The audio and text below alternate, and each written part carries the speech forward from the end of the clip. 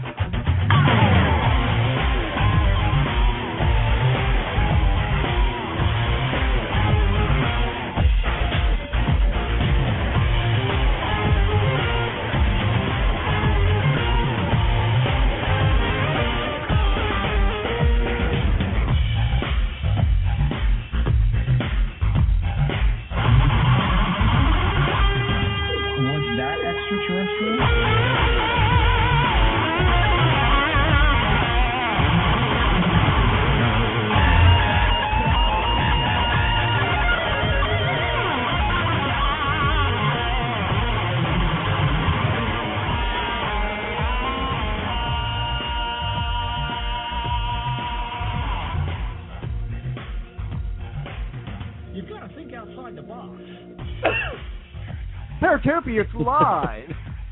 And Jeremy, he's on a cell phone.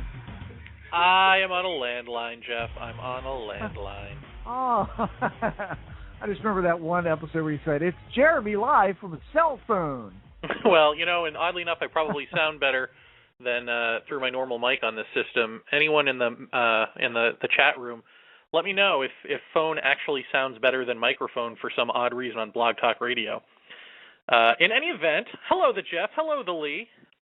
Hello. Good evening, the gentlemen. Yes. Yeah. So we were just talking right before we went live. Yes, kind of gamey. They still make landlines. We were just talking right before we went live. That we're going to get into some of the stuff said on the Ann Strieber episode this Friday, or last Friday. But Lee, you had something happen. Why don't you share with the class? Well, certainly, I'd be pleased to. And I don't really mean to build it up for any more than what really happened. I just know that last week we were talking toward the end there about the general topic of the more attention that you pay to this stuff, the more it seems to happen. I guess is that along the lines of the trickster phenomenon, I guess you would say. Mm-hmm. Hello? Yeah. Okay. I did have a couple. Actually, it was 3 different events of kind of just waking up in the middle of the night with the presence, similar to the quote unquote download experiences that had happened before, but that nothing really per se happened other than a sense that I sensed a presence. I was awake, and then of course I did the normal thing. Fell promptly back asleep again, and then, but it happened 2 other times. It was like the ghost of Christmas past, present, and future. Sort of had that kind of situation occur. It was maybe it was a bit of undigested beef, but probably the biggest takeaway that I got from the entire experience was, yeah, you're kind of on the right track here, but I'm not going to tell you exactly what it is. That kind of deal. That's why I say I didn't want to build it up any more than it was, and I wish we had an opportunity to discuss it a little more in depth. Because this is not a real, flat-out show opener here. It's just an interesting little occurrence that happened. That after we're talking about this stuff, we paid so much attention to it, and I fully recognize it may be just a suggestion that had been personally implanted, but were implanted because of the topic of our discussion. But it was interesting that it just, it did occur. Well, when you say that we're onto something here, how did you get that sense? It was just, it's just the feeling. Nothing that, I didn't hear any voice inside my mind. It was, or anything of the such, nothing as sensationalistic as that. It's just kind of, going along the direction of what this show is about, and what Paratopia is about in general. Is not putting in anything inside a nice, tidy little box with all the bows and ribbons, but to keep seeking the questions and seeking the answers, and knowing that pretty much all we're going to find is better questions to ask, and thereby gaining maybe a little bit better of an understanding of our place in this whole wild, wonderful universe.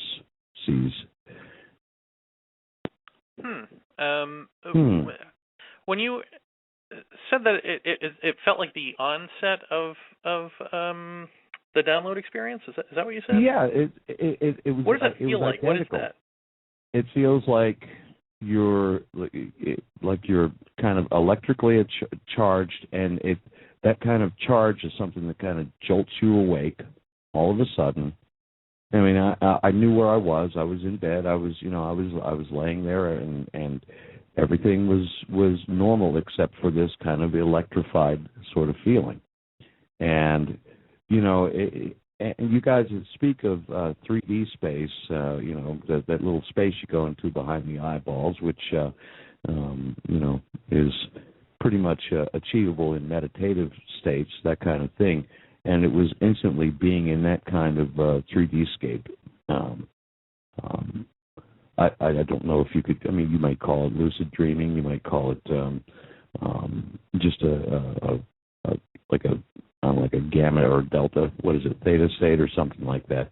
One of those Greek letter states. I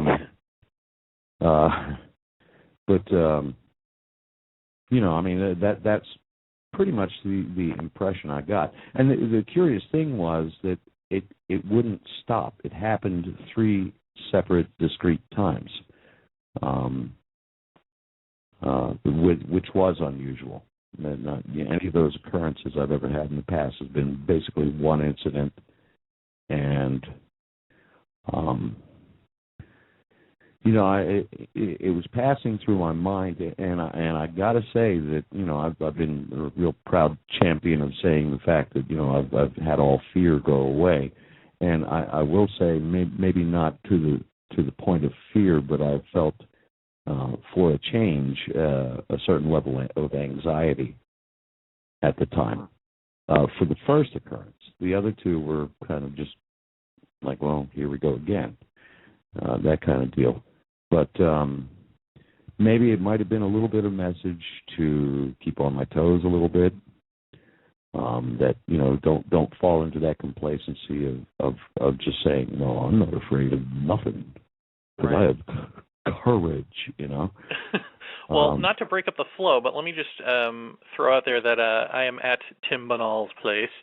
So if anyone hears TV or anything like that, that's why. But right now, I'm hearing a baseball game on the phone line. Is that either of you, or do either of you hear that? Yeah, I think you're high. I think you're high. No, I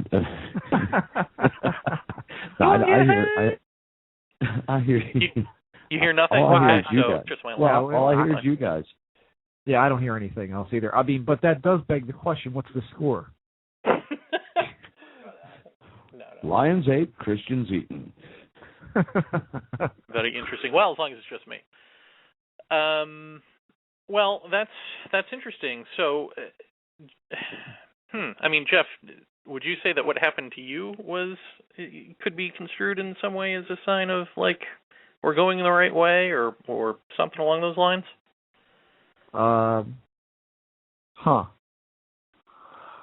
Well, I think there's been a couple of times where that's happened, where we've kind of, gone into a certain direction that we don't normally look at.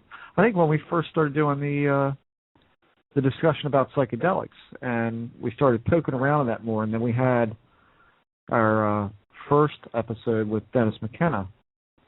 I think that was about the point where, I woke up and I saw this overlay of essentially like a fractal pattern, like a fractal spiral pattern, and then saw a manifestation of something in the hallway coming out of that fractal. But it was more like, it was odd because it was more like playing like a movie that was skipping backwards and forwards.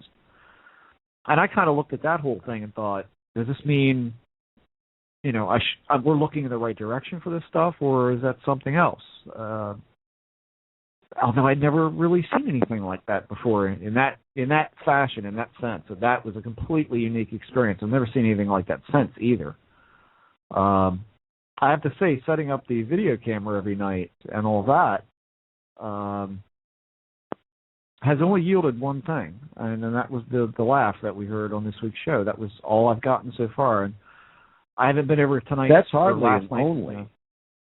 Well, I know. I mean, but it's, when you see so much in there and you see so many odd things happening. I mean, I actually said, I think it was last night, I stood at the back of the couch on camera, and I said, look, I'm setting up this camera in an effort to see you, little white light. And so I know you don't want to be seen by people, but nobody's going to believe me anyway. So why don't you just show up and kind of do what you do, and I want to see it on tape. I want to see it when I wake up. And as of yet today, I've been going nonstop since about 9 this morning, so I haven't had a chance to sit down and actually go over it. So maybe I got something there, but I don't hold my breath for it. So yeah, we got that one thing, and but I'm used to, the more effort I put on it on a daily basis, I'm used to seeing more every day, I suppose. Like when it snaps, it's a little bit more, a little bit more, a little bit more every single day. And this doesn't appear to be working that way. So, but yeah, I definitely see that there's a pattern of yes, more of that thinking, or shoved and gentle kind of pushes a certain way or another.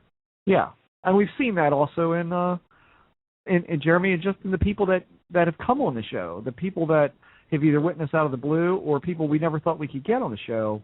All of a sudden, they're on the show. Right. I think our whole show has been like that. So, well, we've also noticed a pattern, and let's throw it out there for the audience just because it's interesting. And I think that if you go back and look at our history with this show, brief though it may be, you can see this pattern of whenever we say we're sort of sick of something or we decide to change a direction, then something new plops in our lap and pulls us back in.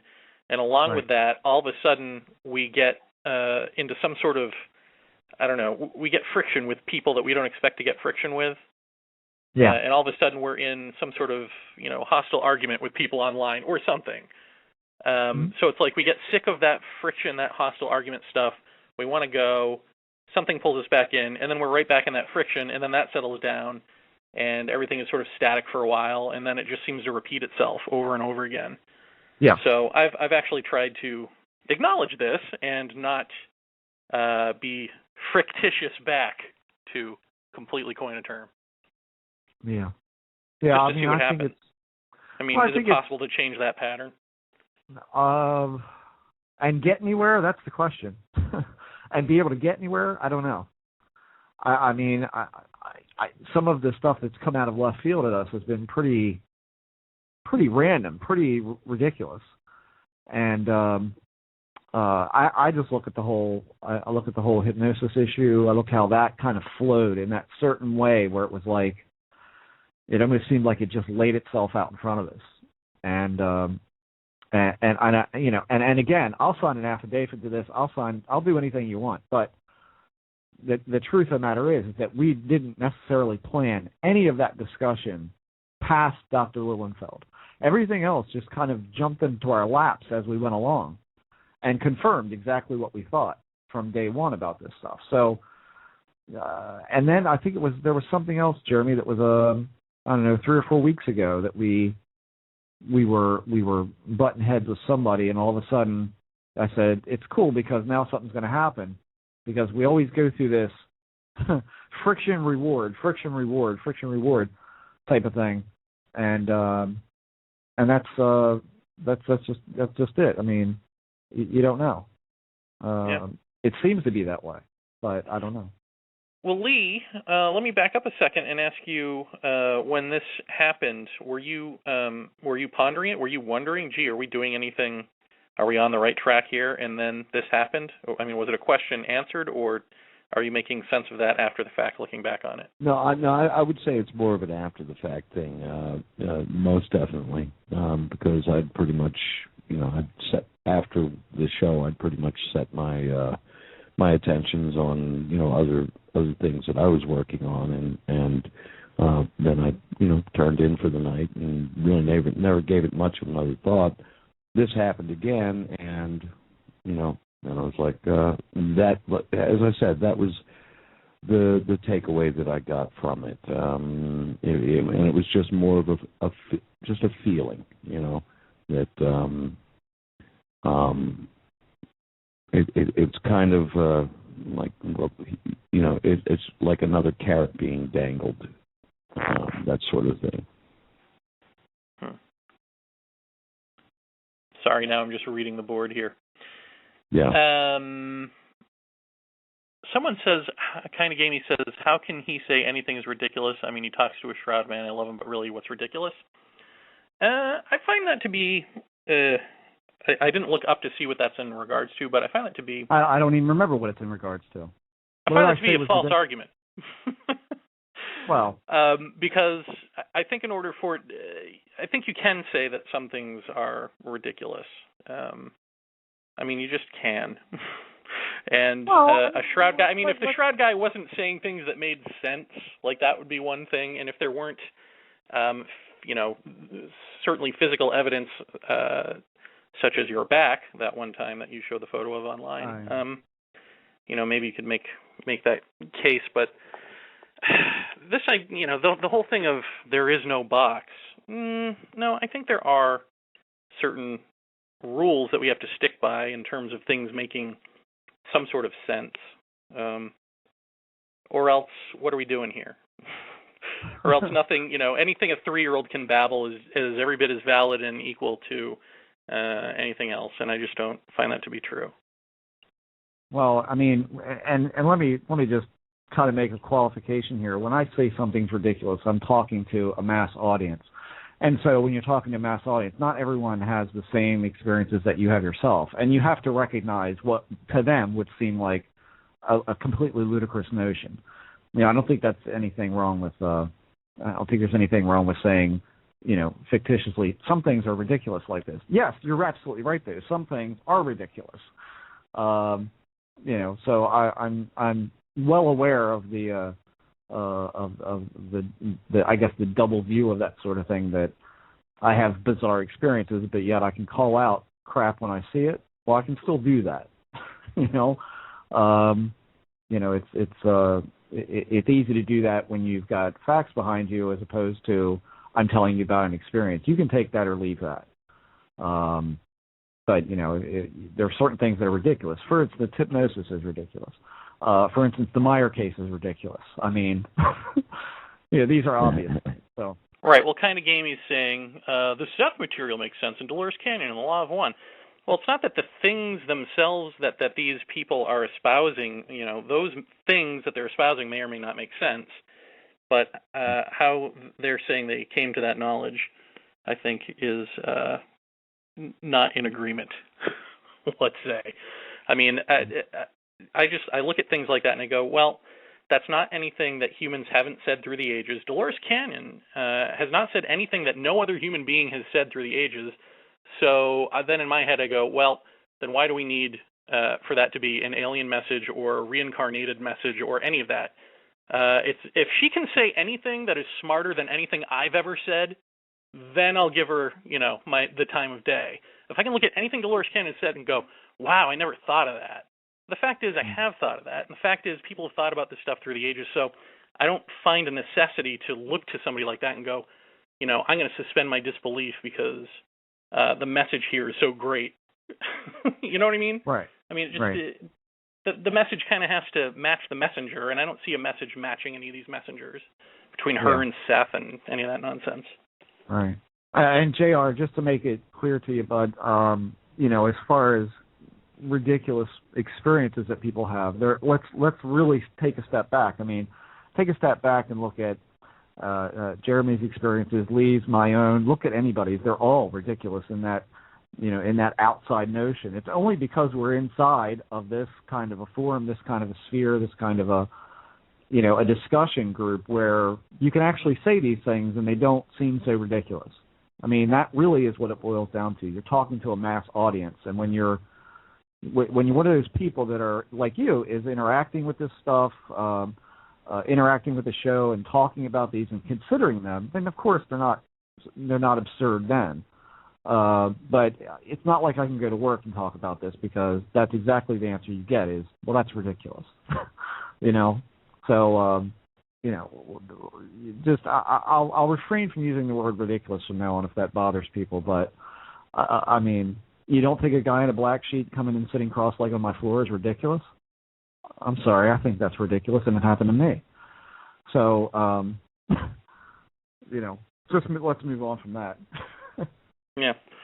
Well, let's go to Ann Strieber, because, of course, the one main thing that she said that we didn't really even touch on in the after chat is, and would kind of tie well together with the thinking that these beings do some fishing among creative people, is that, or artistic people, I should say, is that they're here to strengthen the left brain in us, I guess, so that we can, so that we have better logical capacity to attack the problem of whatever's coming, that they've sort of shown people, a natural catastrophe or whatever it is, whatever the big thing is that's coming, that we'll be able to recognize it when no one else does, and we'll be able to, I guess, survive it, deal with it in some appropriate way. That makes sense. Does it make too much sense? Too much sense? I mean, is it too simple? Is it too pat? Is it like, well, all right, and then what? I mean, do we need an or then what, or is that just what you always want to say? Well, I think that's our natural inclination anyway, is to wonder what's around the corner. I think there's a lot of merit to the strengthening of the unused portions of the brain, of our perception, to kind of glean some of that stuff. I mean, and I was telling you guys before the show that I have a friend who pretty much very closely accurately predicted the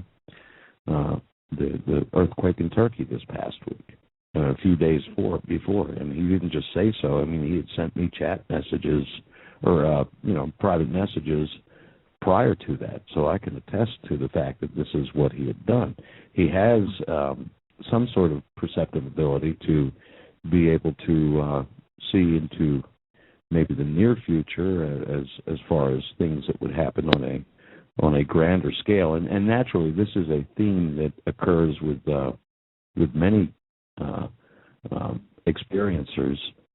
That is, some kind of portent of things yet to come, and they're not always very pleasant, and there seems to be a common thread amongst them.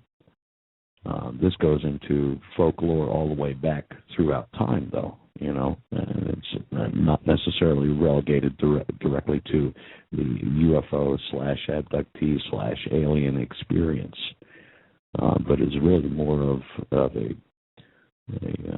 an internal, a personalized thing, where it's from the individual, from an individual perspective, something that may or may not be internally generated, but just has this knack for being pretty much on the beam. Well, I just think in terms of okay, so if I am one of those people who's had a message of sorts.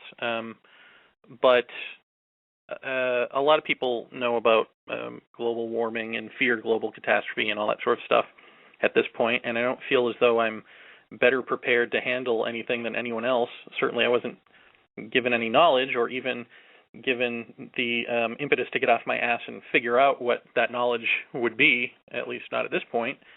So did they pick the wrong guy or what? I mean, because at some point I feel like it breaks down, well, kind of in the way that the Dolores Cannon stuff breaks down, which is these are truisms at this point. We all know what this stuff is. We don't need higher beings to tell us. Yeah. Yeah. The end. You're welcome. The end. Okay. Good night, everybody. So or is it the other way? Is it ask. that the truisms are the thing that you do need to keep repeating over and over again because they're so utopian in some way that we won't believe them, so we have to have somebody keep repeating them and they'll just tick away? Can I ask something real quick? When you had the Atari, 16-bit vision of this polarized shift going down over top of the top end of the United States, right? Uh-huh. What was the situation like at that point? What were you doing when you saw this? I mean, were you in the presence of these things, or what was? I don't even remember. I know you've told me before, but go back over that whole experience for me. I think I was lying in bed in my East Village apartment. I hadn't gone to sleep yet. I just lay down, and I felt this crackle like high up in my nasal cavity, and this snap, and heard a boom, and felt a boom, and it felt as though like my entire skull were reverberating, and I thought I maybe had an aneurysm or something. But the result of that was this sort of crackling into existence, this 3D vision of a green Earth grid, with, white at the top, and the white comes, the Earth is rotating. The whole thing is sparkling like it's made of electricity, and, it's sizzling. It's like it's sizzling, this picture. And the snow just comes down, and then that's it, and then, signal over. Okay. And what kind of response did you have to that emotionally? I think holy shit was the response. Okay. Like what the hell was that? I think I was just sort of in shock. And not so much what was contained in this vision, but the act of it happening at all is what kind of freaked you out. The act of it happening freaked me out, and then after the fact, thinking about, immediately after, sort of thinking about it and going, wow, that's something. Yeah. What do you do about that? See, because I kind of almost in a way I stick to what I said on the show was that in response to what Ann was saying about the things that people are shown and the visionary experiences that the visitors will throw at them at different times. To me, I look at that and I go, are they just looking to see what the reaction is? And I mean, her answer was valid in that how many times do they have to see the reaction? But that pretends to kind of know what the alien mind is, and we don't know that, and we can't guess it. But just to surmise, I mean, you hear that so many times because some people are showing some stuff that is it's completely off the grid as far as weird experience, weird visions, just visions that make no discernible sense to them. And they come out of it, and these things are watching them and watching their emotional reaction to it, And I just wonder if that is is it a warning? Is it a for real warning? Is it a prediction? Is it a get involved and stop this, or is it this is going to happen? What do you think you'd do about that? Just to see what your brain space would be and how you would handle an event like that. Like, maybe is that what they're really looking at? Who knows? Well, and two, you may just look at it as just a general angst or an anxiety en masse that we, as a human race, suffer from, because we see the direction that we're heading right now, and it's not too good, quite frankly. You figure, I mean, you have all these people that say, well, the world is going to end on October 22nd, and that's been going on since day one. One of these times, somebody's going to be right. Yeah, well, the vision was in 98 or 99. And, I mean, the interesting thing about it is, like I said on the show, I mean, just in the past few weeks even, reading an article about how they've found a hole in the ozone layer at least as big, if not bigger, than the one in the Antarctic in the Arctic. So there it is. It's like, uh-oh. What are the ramifications, and especially at this point in the state that the ice is in already, it's already breaking up, it's already sitting on the consistency of toothpaste, the ice that's on the land. If that comes careening off its shell, what happens? Never mind the reversal of the magnetic poles and whatever else is going on. It just seems like there's too much of a perfect storm for nothing to occur. But what that is that would occur, I don't know. Yeah, I think it's a. Go ahead. I'm sorry. I think it's really interesting how a lot of people are shown these. Back in the 80s, they were shown these visions of a nuclear holocaust and that sort of thing. And as we've kind of progressed at the time. Yeah. It's like these impartitions have kind of kept pace with whatever the concern du jour is of the time, and what I find interesting about that is not only the thought of them gauging the reactions or even them making us aware of that, but I've often thought when it comes to the whole, at least the whole nuclear Holocaust type of thing, you sit and you actually wonder, wherever these things actually originate or whatever this thing originates from, if it's standing next to us, if it's existing in the same space as us, what happens to them when a nuke goes off? Like even a nuke test. I mean, what happens to them? What effect does that have on where they are, or maybe the space that it is between space? What does that actually do? I'd really be curious, because it almost seems to me, at least in the scant few times that anything like that has been mentioned to me, it's been things like what you do affects everywhere else. What you do has ramifications past your own nose, that sort of thing. And Anne was kind of alluding to that in the discussion the other day, and I found that one of the interesting topics when she was talking about, we're just beginning to understand, not only quantum physics but actually quantum energy, and where you can have, as you said, that coexistence within the same space, maybe at a different phase angle or something like that of the waves, and it's conceivable that any annihilation of any atoms, either by fission or fusion or whatnot, would disrupt not only the plane that we're on, but any other plane as well. And so therefore there would be a vested interest in saying, guys, knock it off. Right. In our sphere. Yeah. So to speak. I mean, this is the other. Go ahead.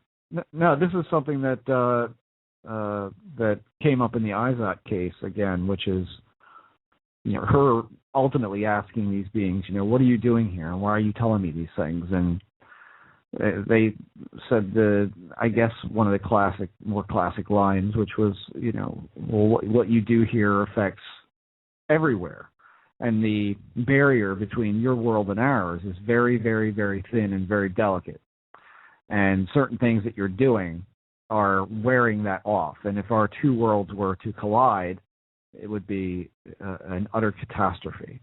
And this was, this to her is the entire reason that they're even communicating with us at all, is that we are damaging some kind of membrane that separates their existence and our own. And that to me says that they exist alongside us, which is, again, the I think one of the far-flung theories to some people, but one that is ultimately a little less comfortable than extraterrestrials, I guess I should say. Well, then doesn't that collide with thinking that they are somehow trying to restructure our brain chemistry so that we can handle whatever's coming? Because it sounds like that would be something that takes a lot of time. That would be something that prolongs us as a species, which may be fine by them, but it's something that is not an immediate answer for them, An immediate answer for them would be cut it out. Yeah. Yeah, right. Yeah. Or, if that hasn't worked so far, I mean, one has to wonder if it's not about, the the notion of we've got to make them think and make them realize what more is out there besides what's past their own nose.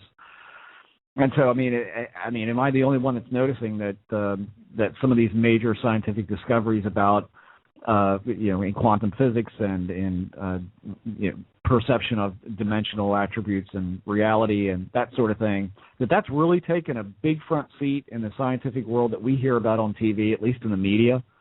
I mean, this stuff is really being tossed around heavily now. I mean, Michio Kaku is, I think, at the forefront of that he's pushing out these, let's think in extrapolated theories that are far-reaching and might not necessarily be provable, but certainly mathematically possible. All of those kind of things. I mean, this is not shit that we heard out of science, 15, 20 years ago, as much as we are right now. I mean, that's the kind of thing that I look at and I go, is it simple human discovery, or is there little pushes from certain directions that we can't see that are making us more aware of a reality that we know nothing about? And so does that, in the end, make us more conscious of what we do here that may affect or disrupt that balance? I mean, I don't know. I think it's probably a little bit of each, really. And that's another factor that Ann talked about in you guys' discussion was, we're really looking at evolution in action. Those were the words that were bandied about on the show there, and this may be what we're seeing. And it's a maybe rather than the benevolent message coming through from the big head, a big giant head, as Alice says, it might be kind of an interactive a co thing, I wouldn't say co-creation, but a co-involvement. Yeah. Well, if anyone out there in internet lands has had any sort of message like this from an intelligence not ours, give us a ring. I want to hear about it. 323-580-5757. And now no one will call in, but we want to hear from you anyway. 323-580-5757. Or, I mean, if you just want to talk about anything, feel free to call in. I mean, I'll tell you one thing that happened this past weekend. Was the quake in Turkey? That was this morning, correct? I mean, for us. I mean, our time. Yeah, I believe that's right. And they've had quite a few aftershocks as well. I mean, the weird thing is when the first when we had the earthquake on the East Coast some months ago. I mean, Lisa had made mention to me. It was so weird that had happened because she had been thinking about this in the shower that morning. She had been thinking about something regarding an earthquake, and I went to bed Saturday night, and I don't know what I had done all day, but I was completely spent. And I laid down on the bed before I put my headphones on to listen to a podcast while I was going to sleep. I was just laying there, and I looked out the window, and I thought, we're on a second-floor house here. I wonder how sturdy this house really is because, what if we got a really nasty earthquake in the middle of the night? We're in here in bed, covered up, tucked in, would we be able to get out of here fast enough if there was something like that? And then I wake up this morning, and that was a completely random thought to me. And I wake up this morning, and here it is on MSNBC is this quake in Turkey that has collapsed X amount of buildings and killed however many people by this time. I don't know. And again, it was just another really random thought that popped in my head, and the next day there's something there that is that. And I told Lisa about it this morning. She says, I'm telling you, there's something that happens. There's a feeling you get, or there's some maybe light push or suggestion of something's going to happen or something is happening, and you don't have to know anything about it. There's some connection between us and the Earth that is talkative. I guess is the best way to put it. Well, I hesitate to use the word prophetic nature, but I guess that's probably as good as any. The prophetic nature of these visions, there's really kind of two parts to it. There's the imagery, which can be either shown as movies, literal movies, or very frequently they're shown as symbolic things. And really, so the second aspect of that is being able to interpret those symbols into something that's meaningful. And talking about, I hope my friend calls in. He may have fallen asleep by now, but he said he was going to try to call in and talk about some other things that he had seen. But the message that he had received was something about seismic activity and a yellow bird. And that's what I say. We were watching actually. For the last several days, the Canary Islands, for example. And, he got it right, but he got it not quite 100% right because, turkey is a bird and you make yellow gravy with it, but whoop-de-doo. And that's kind of backwards. It's fitting it in backwards. I realize that, but it's just odd that this did occur. Jeff, where are you from, hon? Where am I from? Baltimore. Baltimore. That's right. Well, why do you ask that? Am I missing something? There's people. You're not watching the chat board there. No, I'm not manning the board here. Yeah. Oh, okay. Yeah, that's right. There's discussion about where you're from your accent. Oh, my mom is from West Virginia, and my dad my dad's family's from Germany, so I grew up around the German accent quite a bit, if that makes any sense. But most people say I sound like I come from Canada. Hey? Do you speak German? Yeah, a little. Huh. No. Hey, we have a call. We do have a call. Jeff, would you like to do the honors? I'm trying. And you're on the air, caller. Sorry about that. Am I on the air now? You are indeed. Yes, you are. Good evening. Lee there, making references to me calling in tonight. I was actually laying in bed and had just about fallen asleep. I woke you up. Not to offend you guys, but I was getting rather bored, and I almost fell asleep. And then Lee got me into the conversation. So, we were talking I'm about calling you. in here. I do want to say one thing as far as like the earthquake in Turkey. Actually, I think Lee got it a little more right than I did. My dream was a couple days ago, and I dream lucidly all the time, and I've learned. I'm 55 now, but I've learned over the years as to what dreams I should look at and analyze and pay attention to, and which dreams are just dreams for my own enjoyment. But all my dreams are lucid. Some are personal, some deal with solving personal situations or problems, or maybe rehearsing for the next day type of dream, I guess. Second type of dream I usually have is dreams where I'm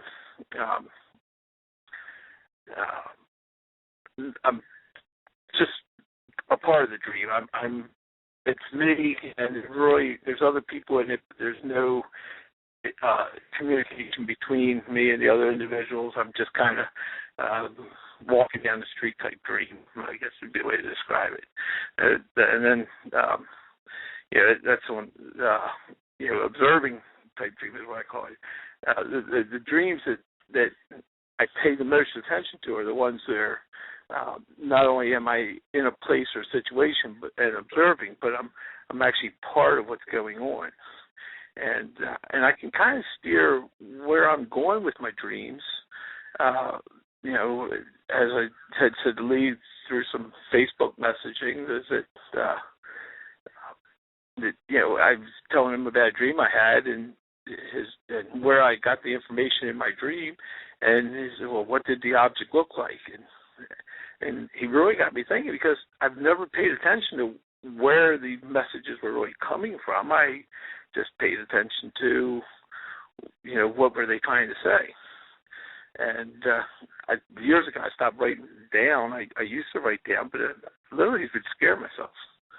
So anyway, with the earthquake, I found this object in my dream, and it was called a tramplegram.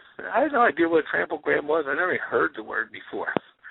I mentioned it to Lee, and he said, check it out. So I Googled tramplegram, and the only thing that comes up under tramplegram is a whole lot of pornography. There's a porno movie called Tramplegram, and they're talking about castrating a guy like a bull and this type of thing. And I think, I'm not getting nowhere, with that. So I go to the next link down on the Google, and there's an article about how we should take and appreciate the ox. That the ox all through history has been the strongest of the bulls. That he's an ox because he hasn't been, or he's a bull. Ox are castrated and bulls aren't, and that ox will work for you and do things for you, where a bull, won't. And I look at this article, and it's written by a guy with my name. It says Uncle Ray on there. And I was like, well, that's kind of weird. So I scanned down the page further, and there's an article about, I forget the guy's name, Milton Tollett. It's a little cartoon, and it says on there that, do you think the angel hit the ground, or was it seismic activity? And this little seismograph machine underneath of it. And I read on, I realize that the angel they're talking about is Milton Tollett, wrestler, who actually later became the prototype or whatever for Shrek. That Shrek was named after him. He was actually the Ogle of France, this Milton Tollett. And I read the article, and at the top of the article it says, read between the lines. It's the name of the article. So the first article I read is about bulls, and I just dreamed about bulls, and I'm thinking the bulls of Wall Street. I don't know, what my dreams mean. I never really try to interpret them, because when I interpret them, I'm wrong. I'm always wrong. But sometimes it's just really strong, and I'll get this connection. Basically, I got with Lee. I just kind of knew that he could kind of feel that I was feeling something. So I kind of reached out to him. Didn't even know he was involved with your program. And, he says, hey, you ought to call in. So as of today, I think Lee got the dream a little bit more right, because How did the yellow bird come into the picture? The tramplegram, when Lee said to read, where did it come from? I said, tramplegram. He said, what it looked like? And I said, I don't know. I can't tell you how big it was or anything. So the next night I thought, paid real good attention to what my tramplegram was. And I'm looking at a microscope, and it's a thing maybe the size of a rice, and it's got all these color bands in it. And the bands look like they say something, and I'm trying to focus them in. And I come with like 4 or 5 words: yellow, island, seismic, bull, canary, and that's what got me looking. what it all meant. And I'm thinking, well, the bulls on Wall Street and this type of thing. And then, I thought, well, Canary and Yellow and Island, well, gee, there's going to be an earthquake in Canary Islands. So I mentioned that to Lee, and the next day there was an earthquake at the islands north of New Zealand. Yeah. And I said, well, okay, I got it wrong, And then Lee said, I don't know, Ray, I have this feeling too. I've got the messages on Facebook with date and times on them. And last night he says to me, I don't know, something is going to happen big, and it's real soon. I know what you're feeling. We'll talk about it more. And maybe we'll talk on the radio program. And then this morning is the earthquake in Turkey. So he emails me back with a little LOL, says, I think your bird was a turkey. Yeah, there's your yellow bird. Well, no, and what really discussion in the first place, Ray, just backing up a little bit, was the discussion. What piqued my interest most about what you had originally shared with me was the fact that you had been shown an object and weren't really sure what the object was. But now, looking into it, this object can be interpreted, or it is being interpreted as something that is passing information along to you, and I find that very interesting. I think it's nothing more than sequences of particles, or all particles has energy, and all energy has waves by quantum theory. So exponentially, the larger an object is, the slower its frequency is. Not true of all energy forms, but I just think that it's the intersection, or the resonance of frequencies and patterns of information. Because I think everything that I dream, people say I don't remember my dream, but gosh, we remember everything that we have. It's in our subconscious, and those dreams are all in there too. And we're not just pulling pieces out of reality and our dream we had last night, but we're putting all those different patterns together, and I kind of think that's kind of sort of what my trampogram is, just kind of making sense of a lot of the stuff that's in my subconscious. Right. It's objective. I don't think it's like somebody's planted a alien probe in me, or a little communicator or something, that no, and I wasn't controlling me that. or walking me around. No, I wasn't suggesting that at all. No, I know you are. I just think, just a general consensus. I think most people think when you dream something out of the unusual, that it automatically is paranormal. And, I don't. I mean, maybe supernormal. I think my dreams are the same as everybody else's dreams. I don't think there's anything unique about them. I think it's just what we interpret on our dreams. How many times has this happened to you? How many times? Yeah. Well, I'm 55 years old, and I'm not psychic in any way. I don't think any more than anybody else. It's like if you say you listen to music, you call yourself a musician. They're different things. I don't know where my dreams come from, but they're not unusual. They're all the same, and it's just separating the facts and the information that's out there. I've done ever since I can remember. I have a twin brother, and I remember being 4 and 5 years old, and we used to fight with each other because he told me that I stole his dream and stuff, that that he'd have a dream and I had the same dream. And that's some of my earliest recollections. It was about dreaming. So during my whole life, I've had many instances. Friends and family, people closest to me, they know, what I say. I just can't interpret it. And when you write it down, then everybody looks like you're crazy. Nothing's crazy here.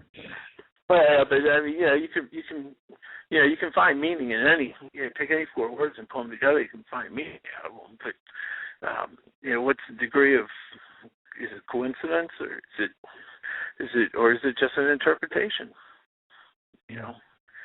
And that really speaks in a large way to really what a lot of even the alien experience is about. We're presented with some, truly alien, not in the big-headed gray, kind of sense, but something that's outside of our frame of reference that we cannot really understand. And I've been a big proponent of this for some time now, that anything that's outside, any kind of stimulus that we receive that's outside of our normal pattern matching, the brain will automatically function to try to fill in meaning to it. And that's why we get reports of UFOs that look like, 66 Chevy station wagons flying in the sky. That sort of thing. You know what I wonder about especially with the earthquake and all that. We talked about, I think this on the show. In fact, I even think I had the Global Consciousness Project on the homepage or on a page on our website at one point. And for people who don't know, that's the random event generator, random number generators positioned all over the planet. And so this project says that they get very strange readings and very strange consistent numbers out of that, out of those machines at certain times, and they usually precede some kind of global event of some kind. 9/11 was an example. I think there's been periodical earthquakes around the world where they notice strange consistencies or very high levels of non-random numbers that kind of, I don't know, more or less the GCP dot was basically, red would mean there was a high level of strangeness. The green would be normal, yellow would be an elevated type of thing. And when you look at this is aberrations from true randomness, yeah. Exactly, yeah. And I went to look for that the other day because for the life of me, I couldn't find it on the net anywhere. Every time I looked for it, and there used to be a really neat little graph that you could look at in real time, where real time, I think it was delayed by half an hour. And those were interesting to watch because you could see this very random line that was kind of jumping up and down over the screen. Every once in a while, you get these consistencies, and an alarm would go off. But usually, it only went off for 2 seconds. When they would have ones that would last for 30 seconds or more, then they mark that, and then preceding that comes something else. Comes an earthquake or some catastrophe of some sort. It seems like there's something to that. I don't know that much about it. I know we put the GCP dot on the site for a while, and it was interesting to watch, but I can't find any of that stuff anymore. If anybody out there has a link, throw it into our chat room, and let me know where it is, because I'd like to put that back on our page. But I'd be curious what that said about the Turkey earthquake or any of the recent quakes that have happened. Me too. Yeah. Thanks for chiming in there, Jer. Yeah. Well, thank your friend for calling in. I guess is he? I don't know what's going on. Yeah, he's calling back. He's still there. Is he? I don't think so. No, he's gone. Yeah. Thanks for calling in. All right. Where do we go from here, gentlemen? We have just under an hour. Well, I'd like to talk about the Laughing Old Man tape. Jeff, that was chilling. Oh, great. Yeah.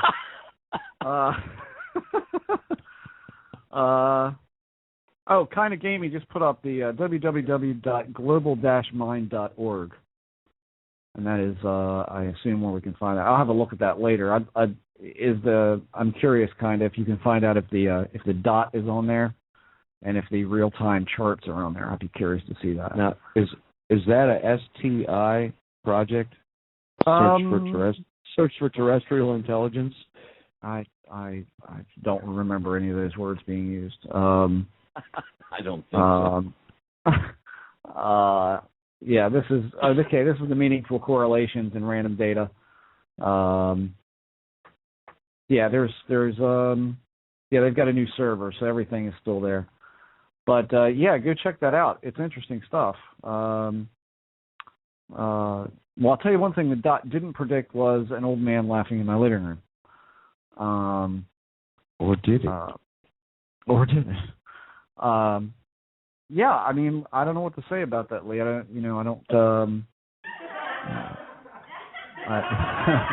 Nice.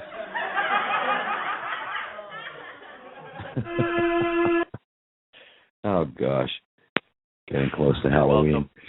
Well, it's funny. Hey, I don't know if anyone could tell from listening to it online or not, but when I listened to the recording you sent me, it sounded like after the laugh, very low under the static, you can hear him or somebody talking, mumbling something after the laugh, not before. But you can't make out anything that's being said. Did anyone else find that? Could you hear that in the static or not? I'd be interested to know. But you heard that, Jeff? I did, yeah. Yeah, it sounds like there's the laugh and then there's a higher wave right after that, and then there's something that's it's barely audible at all. So I don't. Do you have it here for the show tonight, or? Yeah, I can play it here right now. Let me cue that up, and here we go.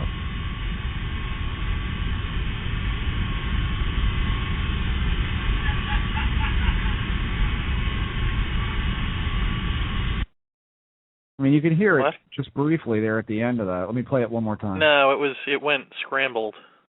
Oh, really? Yeah. No, I got it clear here. I got it completely clear. Yeah. Let's try one more time.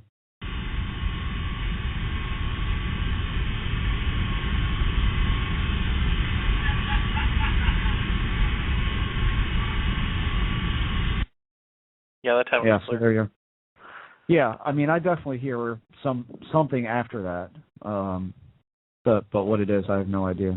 And I've raised the volume on that a lot. I can't make out what it is. I mean, in the end, there's simply too much noise as the camera's running. The microphone is a lot of background. Just kind of Well, yeah. I mean, what it's concentrating on is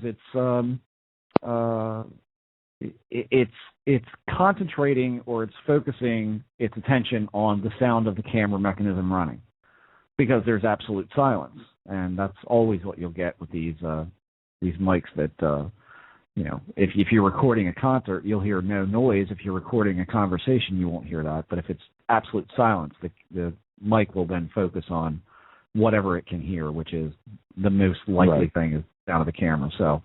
Alice is asking, are you sure it wasn't your neighbor watching Seinfeld or something? And the answer is his neighbor on that side of the house, there is no neighbor. It's like there's woods and then there's, a street or something? Yeah. And on the other side of the house, I mean, it's the garage port, a fence, and then another house. And a row of trees, yeah. And a row of trees. I mean, that's not viable. Yeah, right. Yeah, there's no reason for it to be there. I don't have a clue as to what that could be, especially that late. It just doesn't make any sense. So I have to chalk it up to something weird. And like I said on the show, I kind of did a little experiment where I just made some noises in the back room, in the guest room, and in the bathroom, and it seems to be the most common sounding, or the most sounding alike place that it would be in the room I'm in now, which is the media room. So. I mean, I've never seen anything in the house. I did write Carol Nesbitt, because she was the one who contacted Lane Crosby, who is the only person that has said that there was a male spirit in the house. And Lane is a medium. And again, I'm not a big subscriber to that sort of thing, but I do find it odd that she's the only person that's ever mentioned that there was a man here, and the first thing that I get in recording nightly is a man laughing. So I wanted to tell her about it. But I got an answer back from them. It's basically just, keep documenting everything and that sort of thing. So I don't know. I've thrown the offer out before. If any group wants to come in here and record or do any kind of investigation, the door's wide open. So feel free to contact me and we'll set it up. Here's something I wanted to mention. This is completely random, but I'm here at Banal's and we met up with people who listen to The Good Parade will know a gentleman named Vale on there who was also at the Exeter event. And he fancies himself a UFO researcher, not an investigator so much as really going over the research that other people have done, specifically in New Hampshire. He likes to stick to New Hampshire stuff. He is not a member of any group, but he was tempted to join MUFON at one point, and so he has read the MUFON manual, and one of the things he said is in there is when dealing with witnesses it instructs you to, as an investigator, to be less likely to believe anyone who has had multiple sightings. Right. What do you guys think of that as a hard and steady rule of MUFON? I think it's tantamount to MUFON. That's why you. It makes sense from a certain point of view, right? But then from reality point of view of, they how many cases of multiple sightings in one lifetime do you think they've received over the years? Probably at least as many, I would think, if not more, than one-offs. So do you think that would affect the rule over the years at some point? Well, don't you think that MUFON kind of approaches this from a nuts and bolts perspective as opposed to any other?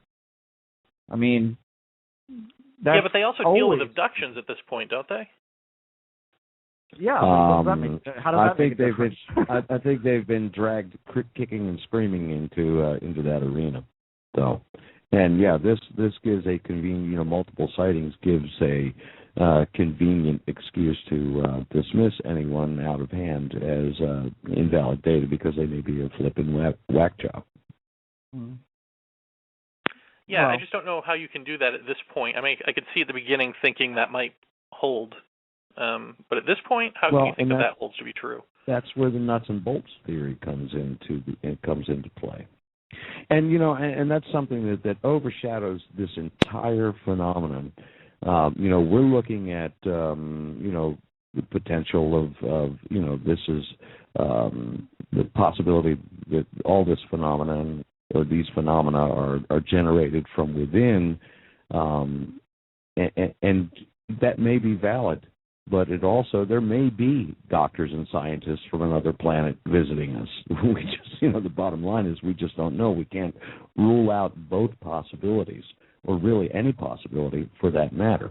So in that regard, sorry, Jared, sorry, Jeff, MUFON does, serve a potentially valuable source. It's a data source for us. Given that, the question, how do you get it? Because anytime you approach MUFON for anything, they won't give shit up.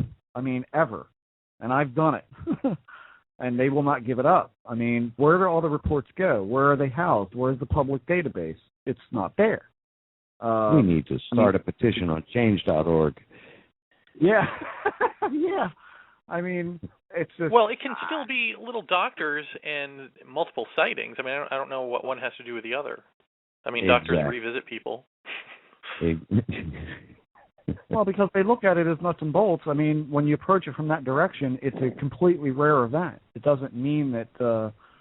I think Lee's absolutely right. They've been dragged kicking and screaming into the whole abduction thing. But in the end, a sighting of a craft that is... extraterrestrial or nuts and bolts, if at the very least, is considered a rare event. And how many times does one see that in one's life? That's just kind of the that's kind of the way the ball bounces when you approach it from that direction. Anybody having multiple sightings, why in the world would someone see such things more than once in their life, if at all? That's just I think they're only by happenstance, right? Right. Yeah. I mean, it's just like it's ridiculous, and I'm using that word in regard to MUFON. Ridiculous. You're not allowed the thought police to come after you. I'd rather hear Puckwudgie. Puckwudgie, yeah. All right. Thank you. But yeah, I mean, nobody can throw out the ETH or the little alien doctors and all that kind of stuff. But the problem is, and I hold with what Jacques Vallée says, we can postulate all that stuff all we want and theorize about it. But the bottom line is, it doesn't fit the pattern. It doesn't fit the phenomenon. There are certain things that are in this that seem to be somewhat consistent in a way, and the nut and the bolt doesn't seem to fit that kind of. Well, if the nut and the bolt has shown up, it's been summarily confiscated by the shadow government. Right. So there's always that in and out. I mean, it's right. Exactly. Are you reading the chat? Your friend's name was Ray Berkmeyer? Yes. Because he says, cannot call into show, connects to laughter, sounds like several people, then hang up at least 6 times now. Huh. That's creepy. Huh. And then his player crashed. I was hoping he was going to be able to share what the latest direction is, or his vision, or just things to watch out for. Yeah. Yeah. Give it another shot, Ray. We'll see what happens. Yeah, I don't want to steal his thunder there. No. Jeff's laughing man strikes again. Right. That curve. Yeah. So anyway, I mean, when it comes to MUFON, and this is not to say the whole of MUFON is that way. I think it's just. I think it depends on where you live. It depends on where you live, what state you're in, what chapter you belong to, where you go to meetings and that sort of thing. It certainly doesn't reflect upon the whole of MUFON. I'm sure there's some great people in that organization, but and Lee and I've met more than a few that are really great people and steadfast researchers, really critical people, but there just seems to be this. I don't know, this overtone of the ETH very thickly upon them, and I don't know. That seems to be the go-to answer, at least in the venues that I've been present to hear people from MUFON talk. It's always about that. It's to go in another direction. I think would be to encounter what Jeremy did at the X conference. When he stood up and said, how do any of you have proof that any of this stuff equates to an ETH theory? And we all know what response he got from that. So, anyway. Are we praying for Ray to call back in, or? We are praying for Ray. We should do a Ray dance. Ray dance. Yes. Well, you'll be happy to know that I've finally gotten some of the old gang together from high school to do the Ouija board special just in time for Halloween. Nice. Oh, nice. Yeah. Yeah, and it's interesting in talking to people and finding that they're having experiences or have had experiences and all that. And even Vale, who was here, he might come on the show at some point if he can keep his anonymity, which I said he could, because at first he described 2 pretty, I would say, significant UFO sightings, and then it comes up, well, anything else in your life? Because he doesn't consider himself an abductee or experiencer or any of that. And then, of course, there are other paranormal weird things in his life, and it's like, well, of course. And, of course, he's artistic, What do these patterns mean? But as far as I know, he hasn't gotten anything about, the world coming to an end or anything, so right. There's that hope. Jeremy, what do you think the consistency of having the creative mind or the artistic mind involved in contact experiences? What do you think that points to? Your take? Well, I mean, it at least I think points to the openness to be willing to see and or engage such things. you know, the imagination that it takes to, I think, engage it. But I mean, if we're to play out the Anne Strieber piece of it, if there is some sort of nuts and bolts aspect of this, then maybe, you know, creative people are, as you would say, you know, they're the perfect people to throw out the dangling carrot to. And because they're right hemisphere people, it would naturally be the left hemisphere that these beings would have to work on, and they'd be doing it through you know, abstract imagery and, you know, that sort of thing, which would appeal to a right brain person. Huh. Yeah. What about the notion of the, well, I guess at least in an art sense of things, what about if you're going to contact people and you know that it's going to be a very extreme experience for them that's completely out of their normal functional daily lives? What do you think about the notion that you contact the creative people because they're the ones who can most accurately express it through art or sound or description or writing or whatever? You think that holds any sway in this? The thing with that, Jeff, though, is the artist is going to interpret their own interpretation. They're going to inject their own bias into it, which may or may not be congruent with the vision of the recipient. Well, if it's all kind of subjective and personal, isn't that the point? Not if there's a legitimate thing that's happening that needs to be addressed, like, you know, the world ending. You know what I mean? Well, like, right. Yeah, but that's been prophesized through this, at least this subject, for decades now, and we're still here. I mean, somebody's finally right. According to the Anne Strieber model, what I'm saying is, I don't think that works. I think if you have something, you know, definitive explanation injected in there, then it has to make sense according to that. And I don't think what you're saying does, which doesn't mean that what you're saying is wrong. I'm just saying it doesn't. Right. I don't think it necessarily jives with what she's saying.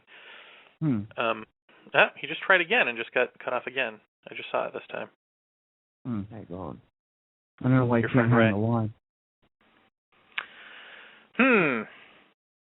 Well, I have it documented what we discussed for this week, and after this Wednesday, we'll know. Okay. Okay, so you're just going to be cryptic? Well, like I said, I don't want to steal his thunder on that. Well, you're not stealing his thunder if he can't actually get through. Okay. Ray, say on the chat board if I can mention it. I need a release. Yeah, Ray says he cannot call in. Maybe this calls for Wine Girl. We need to know if anyone else can call in. Wine Girl, if you're out there, please try to call in. This should be immediate. I'm keeping an eye on the board.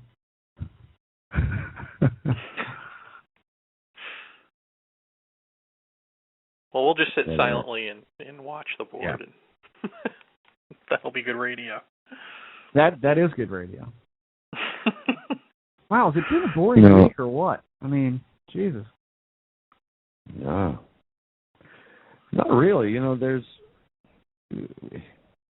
you guys had talked a little bit on the show, and, you know, every week you ask me, did you listen to the Paratopia show this past week? And I'm like, every week I'm like, no, I haven't had a chance to. Well, this time I purposed and sat down and listened to the entire show, and, you know, some discussion came up about memory and our memories,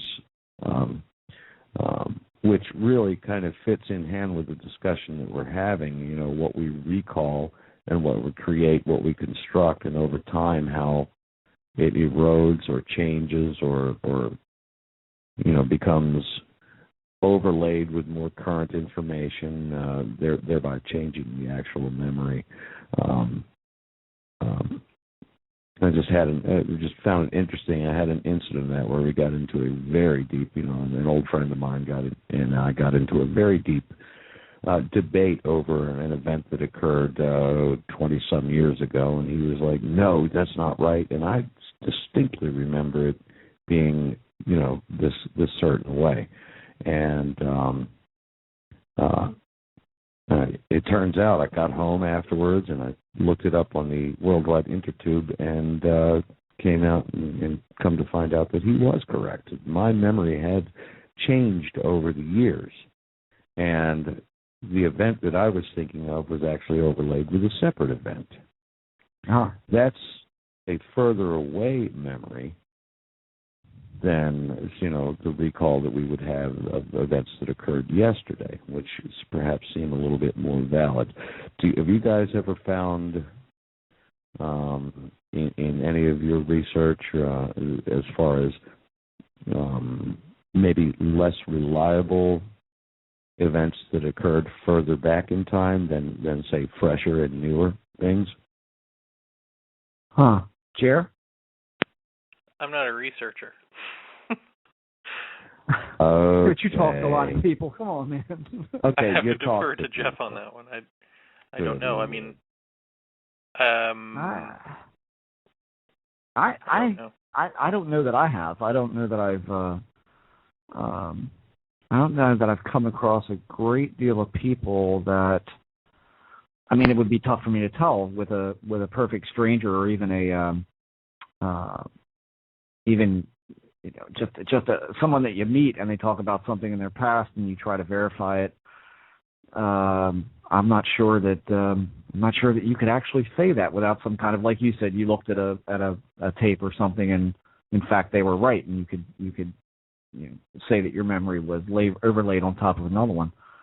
I don't know.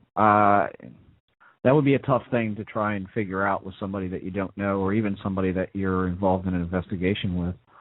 Well, and here's the deal with that memory as well. That memory was relatively benign memory. It didn't have any kind of earth-shattering or earth-shaking revelation overtones or life-changing event or anything like that. It was just something that occurred, and the odd thing is I distinctly remember the date. It was August 8th, 1980. However, it was actually like March of 1992, something like that, where the event occurred. And it happened in a wholly different manner than what I recall. As I said, there was. I should, and this is what the question I'm throwing out. As far as our recall and our memories, something that is more earth-shaking or soul-stirring, if you will. If that kind of burns itself more indelibly into our memories and therefore make it a little less subject to overlays over time. Or, as Ray says, reconstructed with errors. I think so. I think, but also I think certain things, like my initial UFO sighting, I think it had, you could make the argument, I guess, that it had enough strange elements beyond just the strangeness of this thing existing in the sky to begin with, that it would be hard not to want to remember it correctly, if that makes sense. Well, you replay it over and over, don't you? I mean, isn't that what you do replay it over with and over, memory? and you draw it over and over, Right, exactly, yeah. Details that you forget, they're there. Right, yeah. But I mean, Jeff and I have talked about that there always seems to be some peculiar thing, and Jeff would say that it maybe calls into question the experience, but some peculiar thing that doesn't quite add up in experiences. So maybe that's what the effect of that is, though. Maybe the effect of it isn't just so that the thing can hide behind, well, this is impossible, but to make it so peculiar in a way that it's striking and that it sticks with you. Yeah. But it's weird, because if that's true, I mean, my initial response is to get confused and go, well, it couldn't have been, like, for instance, the object that I saw in the initial green thing. it was hard to remember if the top half was, the top half was spinning one way and the bottom half was spinning the other way. Mm-hmm. But it was hard for me to keep remembering that. I wanted to say that it was just all spinning one way, because for some reason that doesn't make sense to me that would take place. But then I replayed in my mind the conversations I had right after this happened, like with my dad, talking to my dad. Right. And I'm like, no, that's how that happened, you know. So I don't know. There's always something that challenges, and maybe I'm wrong in being tempted to say that challenges so that you do remember it correctly. Maybe I'm wrong in that, but I don't know. I think you could make the argument. I think you leave yourself the signposts along the way that, you know, as you go through life and you remember certain things that are the most potent memories, I think you just replay them more frequently than you do, you know, getting that promotion back in 85, or graduating college or something like that. It's just a more potent, to me, I've always thought, is this a good reason for using fear to induce experience? We were talking about that on the show this week, about the fearful nature of this being something that really grounds it into your skull pretty hard, that you're here, this is happening, this is real, we demand to be acknowledged, that sort of thing. And it's that fearful memory. You will remember almost hitting the back end of a tractor trailer days after. You'll remember that because that shocked you out of that hypnotic state that you're in 99% of the time. You're in that drone-like state. You're going through the motions, you're doing your job, you're coming home, you eat dinner, you kiss the wife, and you go to sleep. Anything that shakes you out of that, which fear will do that. Well, but do you think that it makes sense? I think I can sort of streamline what I'm saying here, which is that in the midst of a really weird experience, in order for you to remember a really weird experience exactly correctly, or as close to that as possible, there has to be something so weird in there that it almost challenges your notion of what weird is. So that way, in the middle of saying this really weird thing that happened to you, you say, and you know what the really weird thing was? Right. You know, like even in the midst of this completely bizarre alien scenario, you're going, and the weird thing is blank. And maybe that is the anchor that makes you remember everything correctly. Yeah, it could be. It could be. I can remember being in this very room and playing guitar late and having something come in here and put its hands on my shoulders. I can remember that, like, vividly. And I'll only remember that because I was sitting there and I felt, and I don't get this as much as like some ghost researchers claim to, where the hair stands up on the back of your neck and you get the goosebumps. It's just, I guess the category is the willies. I don't get the willies that much when it comes to just sitting around playing guitar in the back room. But neither do you remember what chord you were playing when the hands were placed on your shoulder. I know what song I was playing. Oh, okay. I do know that. All right. You want to know what the song was? It's the same one you always play. Fear of the Dark. That's what I was playing. Wow. So how funny is that? And that's that song right there. Go read the lyrics. Look up Iron Maiden, Fear of the Dark, and what's interesting about that song is that it talks about someone following you down the street. It's a paranoia song. You're paranoid. You hear a bump in the night. You're scared. You see something move past you in the dark. You're afraid. That sort of thing. I think the lyric is something about I'm the man who walks alone at the end. Meaning in the end, there's nothing there at all anyway. Looking at that experience, then, is it it's just the fact that maybe you would have on some level been on edge because you know what the song's about, that and I'm just reaching out here, that maybe that may have had something to do with precipitating the fear level that brought the experience on. Meaning the nature of the song itself. Yeah, correct. No, because I don't really consider it a scary song. I guess most people listening to it would, but I don't. I'm more concerned with the technicality of it than I am the actual content. I guess that makes any sense or not. No, if I was playing, what is it?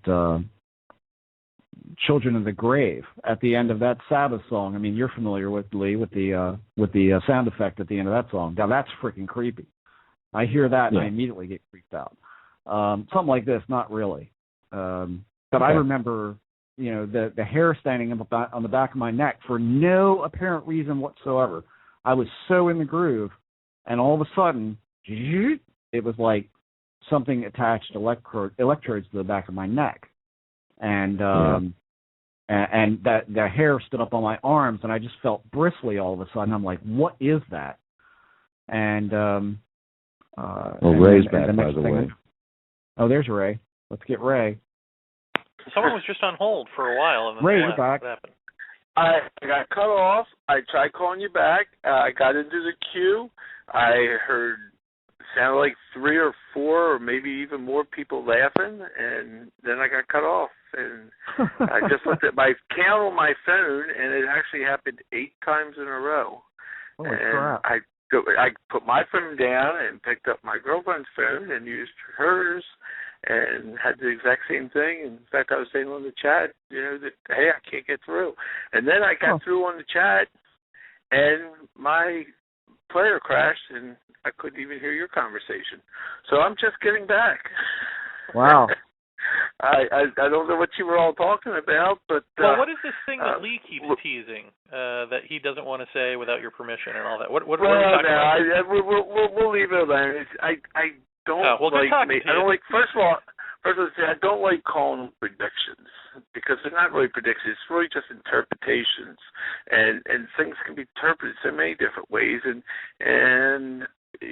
I'm thinking now that only recently, I guess. I don't know how.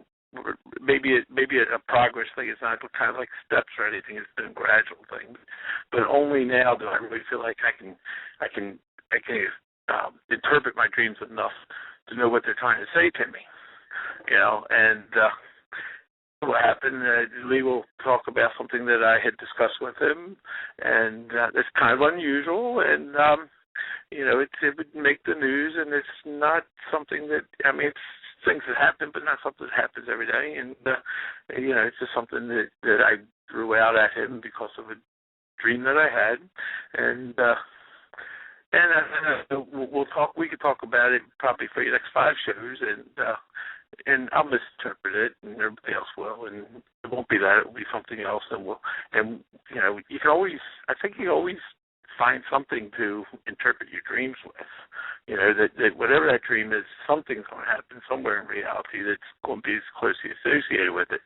It's not unusual to me, for this thing that I was telling Lee about. It's if it happens, and I'll say, okay, that's cool. I'm that much more in touch with what my dreams are trying to tell me. And if it doesn't happen, then I'll see what does happen. Right, tune in next Sunday. Hey, I'll tell you what.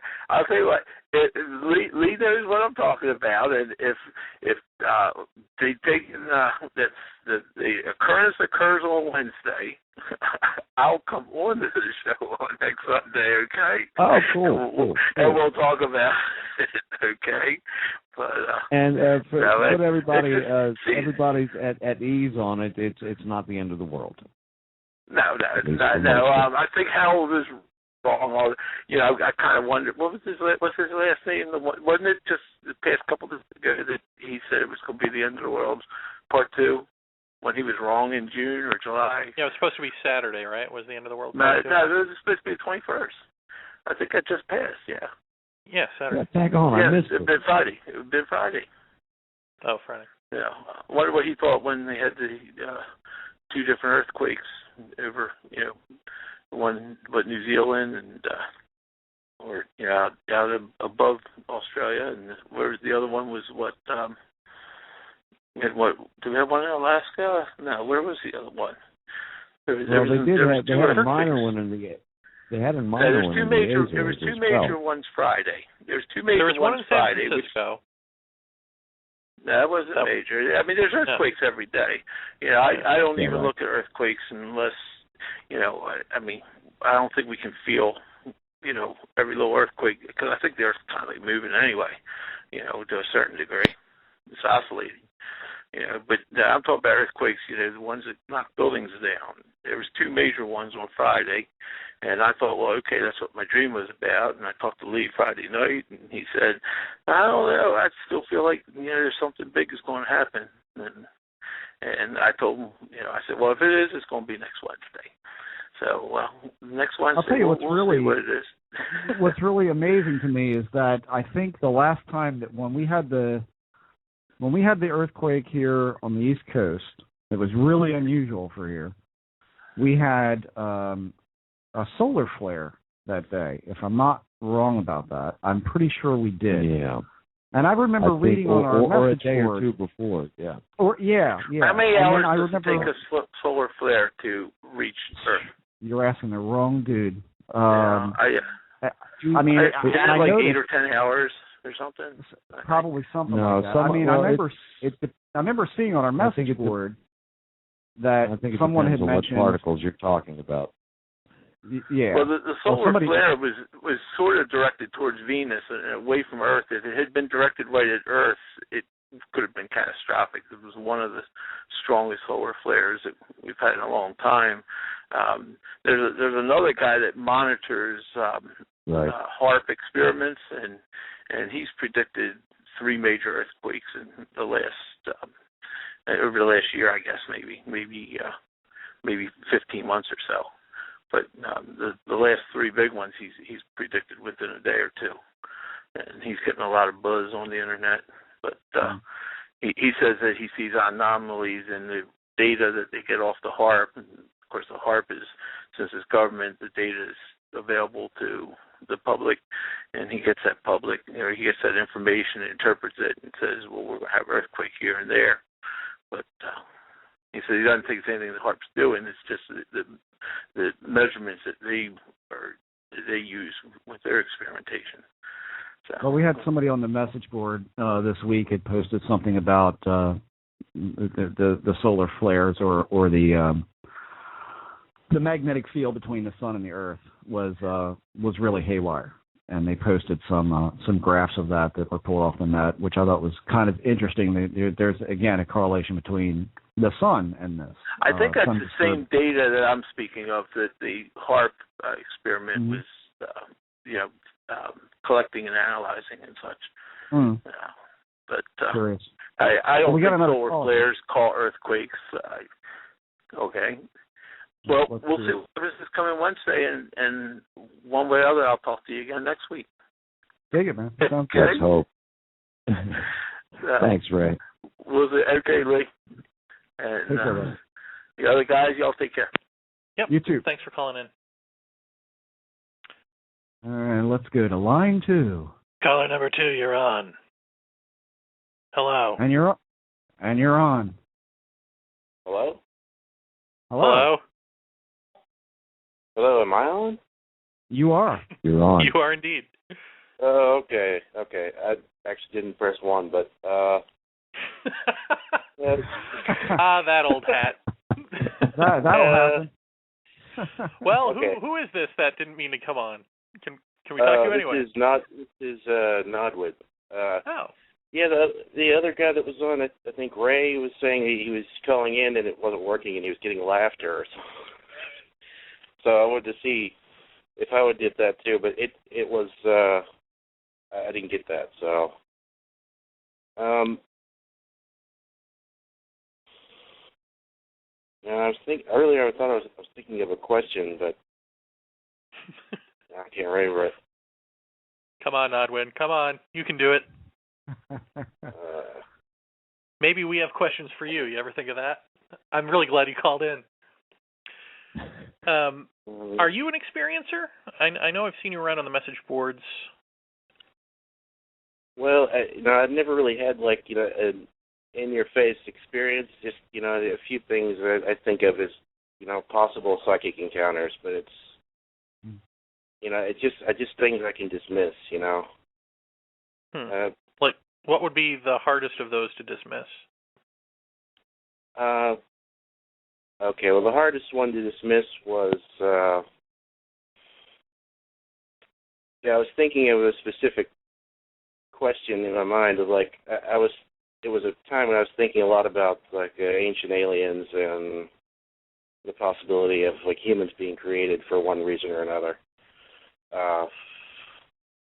And I was, I started to think about it, and I thought, I got angry. I was thinking, like, that maybe we were created as slaves or whatever. And I got some kind of weird response, like suddenly there's this vision of some kind of bird-like entity. It's like came up to me. It was like a man with a bird head. It was really strange, like kind of like that Egyptian motif, like they would have the people with animal heads. And it's like it came up and grabbed me, and I actually felt like it was shaking me, like for just a few seconds. And kind of it's just to say, like, well, I can't believe you just said that. That you're, it's like it's disrespect or something. Did it speak to you? No, it was just the impression, like that like someone had like lifted you up by your shirt and shook you. So. Well, when you say that you can dismiss that, how do you dismiss that? Was that a vision in your head, or did you see it in the room, or how did that come about? Well, see, I didn't actually see it in the room. It was just all, it was more like in my head, but I knew it wasn't me, I knew it wasn't me doing it. So, I don't know how to, there's no way to prove that. It's just that, I just knew that it wasn't me. It was something else in my head. And when you say that it was like a bird person, did it look exactly like the Egyptian bird, or did it look different? It looked somewhat different, like more, I guess, like I could say, like more high tech, or like it had some kind of, like it could have been a helmet, like it wasn't perfectly clear. It was more of like, just reaching out and like grabbing me and just being in my face. But it was, it was pretty quick. Round eyes or bird eyes? The eyes, it's like, I couldn't really get a good read on the eyes. It was just like, I would say almost as if it was wearing some kind of helmet. Or goggles over its eyes, or something over its eyes. Goggles, yeah. Just empty, like. Yeah. White face bird. I think it was more metallic looking. Like. Yeah. Yeah. It did have a bigger beak, like the. Like very long. Like the Horus face or something, that kind of thing. Right. So, yeah. Any kind of headgear besides what you perceive as like a bird face? Any hat? Any skull cap? Anything like that? No, see, I wouldn't try to describe it any further than that, because it happened so fast and it was just too quick. Mm-hmm. Yeah. Wow. But it was like that. I mean, and I had like one or two other things that were similar to that, where this doesn't seem like it's, it's not me doing this. It's like someone coming in and or giving me this vision, and right. But they're all just even more like fantastical. So it's not. Well, did it grab you? When you say it grabbed you, did you have a vision of it reaching out to you? Did you see hands? Well, no, it was more like it psychically grabbed me, like, I'm forcing your attention to this,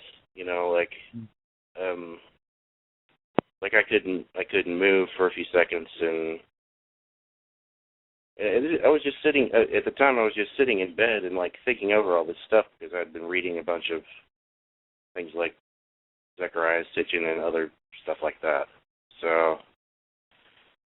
Huh. But, yeah, that was pretty weird. But you say that the feeling you got from it was that you were not on the right track, that was insulting somehow? Is that what you said, or did I hear you wrong? Yeah, that more, it was not like that at all. That it was, I mean, I didn't get, like, clarification for sure, but, like, I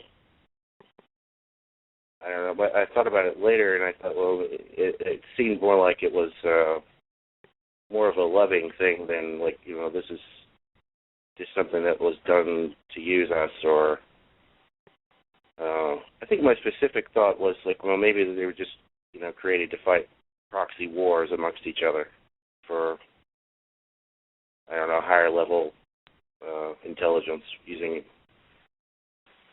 the animals of the earth, or you know, augmenting the animals of the earth to fight a proxy war over something. Now, when you say that you could disregard something like that, is that because you honestly believe that, or because you think that that's the right thing to think? You know what I mean? Like, sometimes I'll just disregard something that's so crazy because it's like, I don't want that to be real. I mean, do you really believe that wasn't what it was? No, I really think it was real. It's just that I can't prove it to anybody else, and so I don't really tell people about it. That's what I guess that's the point. Is and how long ago was that? Like 4 years ago. And you say you've had other psychic experiences. When did that start for you?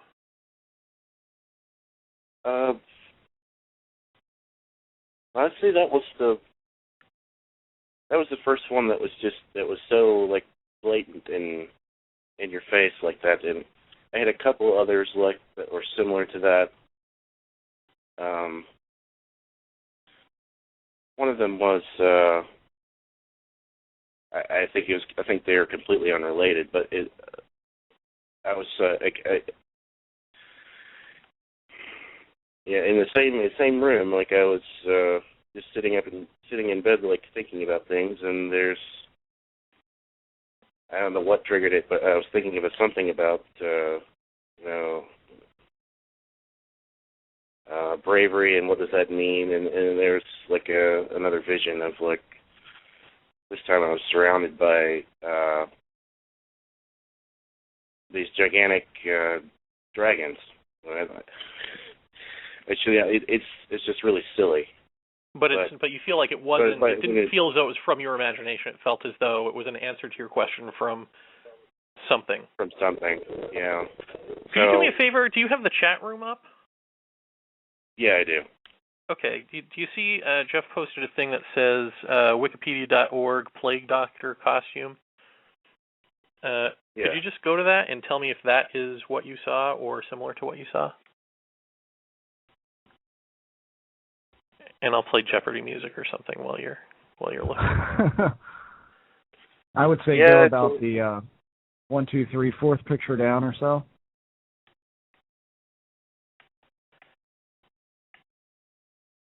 Yeah, it was a lot like that. Yeah. I mean, the beak was like that. Yeah. Interesting. Well, Jeff, what do we want to do with this? Yeah, fuck it. I've seen that guy. Yeah. And not in so much of a psychic way. But I remember you telling me that. I've seen him in kind of, I don't know, the guy in a black sheet kind of way. And in my face with a British accent, and he was extremely, as you described it, which was, don't fuck with us. That sort of, how dare you. That kind of it was how dare you say yes. that, or think that, or whatever.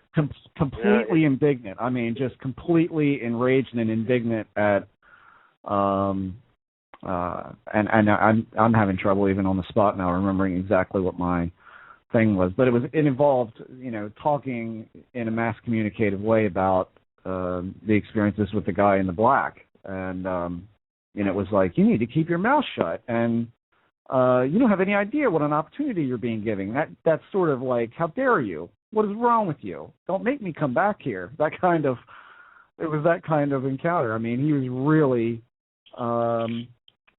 freakishly terrifying, and I remember distinctly that the beak I felt was going to poke my eyes out or something, and but his eyes were very, as you described, exactly as you described it, like gogglish and black, and like you can't see what's inside there. But I definitely got a sense that it wasn't that wasn't his face, like this was a mask or this was something on his face. Right. And yeah, I mean, Alice makes a point on the message board that they put herbs of different sorts in the beak to keep germs from getting to them from sick patients that were taken care of during the plague. So that's where that comes from. And so Jeremy and I have been going over, like, what does that symbolically mean? Plague doctor, the plague, sickness and contamination, that sort of thing. So, yeah, I hope I don't get beaten for that. But yeah, I hope not either. Because here's the thing. Jeff told me about this, I think it was either last Thanksgiving or last Christmas. And, I mean, you were really freaked out about it, and we decided, of course, obviously not to talk about it on the show. But, secretly I'm thinking, Jesus, is he crazy? Like, what's going on here? But then, not even like a couple of months ago, you were like, I finally found the beak thing. Here it is. And it was this plague doctor. Because I was thinking Egyptian. I was thinking, what else is there? Did you see some sort of Egyptian visage? What? And then when I saw that, I was like, wow, this really is, all of this shit, just as Ann Strieber said, it is a play. All of this stuff is play. Yeah. And that's why, if you noticed on the show, we started talking about, is it time to start looking into the actual visuals of what we're seeing as opposed to the message we're getting, so that when Jeff's getting yelled at about, don't talk about this, that, and the other, is it more important the fact that he had to then figure out, well, this is a plague doctor mask, so what does that mean? Jeff is the disease, all of that sort of stuff might be every bit as important as the message itself. So, yeah. Interesting that you have called in to draw this out of us, young Padawan. Well, and interesting that he called in, not to call in. Right, yeah. Nothing's an accident, Nod. Nothing's an accident, man. That's it. That's huge to me. You have no idea. Wow. Yeah, I did not expect that. I was definitely thinking like ancient Egyptian or something weird, like something like that has to do with the ancient gods or whatever. So yeah, plague that's doctors. what I was thinking of at the time. Wow. Yeah, this is the gap filling aspect of ourselves of what we do. We try to fill those gaps and interpret, and sometimes we force the interpretations down a wrong path, or maybe not the most correct path. Yeah. I'm not even sure that the plague doctor is 100% dead on, but I look at it and immediately I connect with that and go, yeah, that's it. But I'm sure there were tiny differences. It prompted you into asking the questions, though. It prompted you into doing the Google search or however exactly. Yeah. But certainly, Horus wouldn't be a bad thing, even though his beak is a little shorter in depictions of that. But when I saw this long-snooted thing, I was like, yeah, that's it. And right down to the eyes, which creeped me out unbelievably. And so that's why I asked you if it was wearing any kind of headgear besides, its face, which was, mine. When I saw him, he had a very large round hat on. And, and that seems to be coming up quite a lot with different experiences, not always involving a guy with a beak, but aliens to shadow people type thing. This large Zorro-like hat seems to be coming up quite a bit here lately. So I don't know. It's interesting. I don't know what that means as far as a symbolic thing, you know, what that, I mean, at least to me, it says, you know, you're contaminated, and I won't be contaminated by you.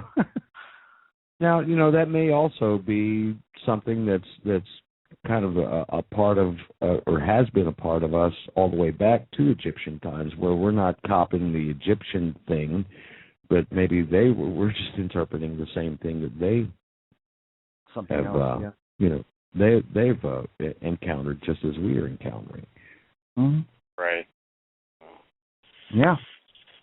Definitely. Well, Nodwin, thank you so much for sharing that little bit with us. Yes, absolutely. Thank you. Well, thanks for listening. All right. No problem. And be sure to call in again by accident. Yes. Because I'm sure we have more to go over. It's just that we only have a couple of minutes left here. Yeah. Right. All right, Guy. Thanks a lot. We'll talk to you later. Take care. Thanks. Huh. Well, Jen. Cool. Repercussions? You afraid? I'm not. Yeah, I ain't thrilled about it, but I mean, what are you supposed to do? I mean, when it's right there in front of you. Yeah, then don't lob us that. Don't throw us that if Yeah. That's not fair. I mean that's it. I mean, what's the odds in somebody calling in to listen and coming out with that? I'm like, really? I'm sitting here listening. I'm like, of course it did. And it's crazy. It's just crazy. I don't know. You can't throw that in front of my face and expect me not to talk about it. So there you are. I don't know. We'll find out in the morning, I guess. Or something this week. I don't know. Maybe we will never speak of this again. I'll take a videotape so that everyone can see me being lashed by a Birdman. You'd be beaked. Crazy. Being pecked at by a giant beak. Yeah, what am I doing here? Well, and let's throw this bit of weirdness out there that I think it's even in the wiki thing that Nostradamus was one of the plague doctors. So there's that aspect as well. Yeah, that's great. That's great. Yeah. Well, gents, that's about all the time we have for this week. And so thanks to everybody who called in. Thanks to everybody in the chat room. And thanks to all the listeners out there for briefly earlier this week making us number 3 in the paranormal category on Blog Talk Radio. But initially putting us in at number 8 with one show. That's pretty damn good. Yeah, we made it to number 3 with one show. Who knows what'll happen with 2? Yeah, and we looped up to number 6 on one day, and then we were up to number 3, which was astounding because we passed a show that actually I think is a featured show. So we surpassed that, and that's amazing. And thank you so much for that. So keep listening, and we'll be back next Sunday at 10 p.m. Eastern. Or unless something bad happens to Jeff. Otherwise, it'll just be, me and Lee. Be quiet. Oh, all right. Well, thank you, gents. Lee, good talking to you as always. And you as well, Jeremy. Thanks, all right, guys. Have a good night.